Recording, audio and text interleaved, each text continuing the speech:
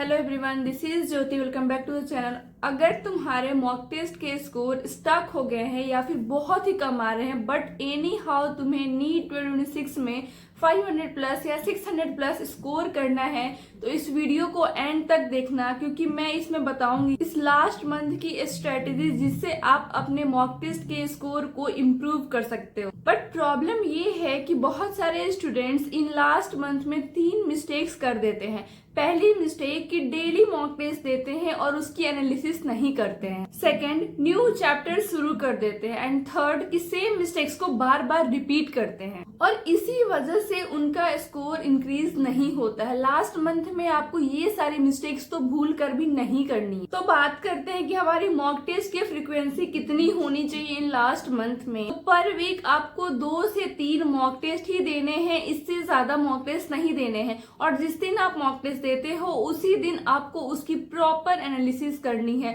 Check करना कि अगर कोई क्वेश्चन आपने सही किया है तो वो क्वेश्चन तुक्के से तो नहीं सही किया, आपको कॉन्सेप्ट पता था या नहीं पता था, या अगर ऐसा क्वेश्चन है जो आपने गलत किया है तो वो क्यों गलत हो गया, ये क्वेश्चन नहीं बना तो क्यों नहीं बना, कौन सा कॉन्सेप्ट यूज हो रहा था, कौन सा कॉन्सेप्ट या फॉर्मूला याद नहीं आया। डेली मॉक टेस्ट देना बहुत बड़ी मिस्टेक है, तो क्वालिटी पर फोकस करो ना कि क्वांटिटी पर। हर मॉक टेस्ट के बाद 3 से 4 घंटे दो एनालिसिस के लिए और अच्छे से एनालिसिस करो। जो भी क्वेश्चन गलत हुए हैं उनको 3 कैटेगरी में डिवाइड करो कि सिली मिस्टेक्स है, कॉन्सेप्चुअल मिस्टेक है, या टाइम कम था, या टाइम के प्रेशर की वजह से तुम्हारे क्वेश्चन गलत हो गए।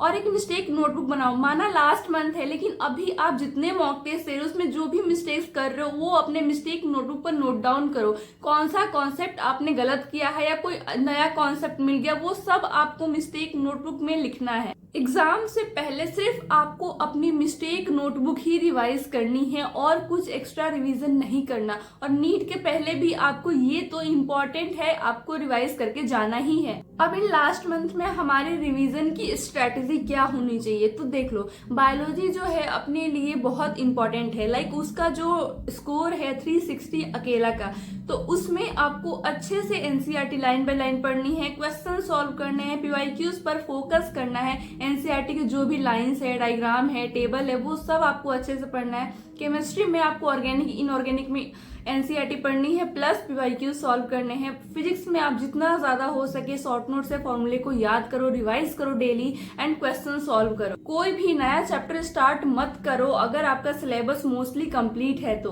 अब एग्जाम में क्या होता है कि अपन टाइम मैनेज नहीं कर पाते, तो यार आप 45 मिनट्स बायोलॉजी को दो, 45 मिनट्स केमिस्ट्री को दो और बाकी जो भी आपके पास टाइम बचता है वो सब आपको फिजिक्स में देना है। पहले ट्राई करो कि जो इजी क्वेश्चन है, जो फिंगर टिप्स पे होते हैं वो सॉल्व करो, देन मीडियम क्वेश्चन करो, देन टफ क्वेश्चन जो भी आपको लग रहा है कि हार्ड है या बहुत लेंथी है तो वो लास्ट में किया करो। देन लास्ट इंपॉर्टेंट चीज कि सिली मिस्टेक्स को कैसे कंट्रोल करें, तो उसके लिए आपको क्वेश्चन अच्छे से पढ़ना है, कीवर्ड्स को अंडरलाइन करके पढ़ो, सारे ऑप्शंस को पढ़ो, यूनिट्स का ध्यान रखो। सिली मिस्टेक्स की वजह से ही अपन बहुत सारे नेगेटिव मार्किंग कर देते हैं, उससे 80 to 100 मार्क्स तो अपन ऐसे ही कम कर देते हैं। इस लास्ट मंथ में टॉपर वो नहीं होता जो पूरे दिन रात पढ़ रहा है, बल्कि टॉपर वो है जो अपनी मिस्टेक्स को सुधार रहा है। भाई अगर तुम सेम मिस्टेक यहाँ कर रहे हो मॉक टेस्ट में, वहां भी रिपीट करोगे तो टॉपर्स के भी स्कोर नहीं आएंगे जितना उसने एक्सपेक्ट किया था। लेकिन अगर तुम अपनी मिस्टेक्स को सुधार लेते हो तो एवरेज स्टूडेंट भी नीट क्रैक कर सकता है। इन लास्ट 30 डेज में ना तुम अपने स्कोर को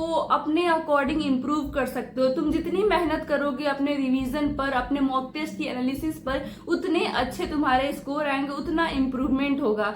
तो अब ये तुम्हें डिसाइड करना है कि तुम्हें सिर्फ और सिर्फ मॉक टेस्ट देने हैं, क्वांटिटी पर भरोसा करना है या फिर क्वालिटी पर भरोसा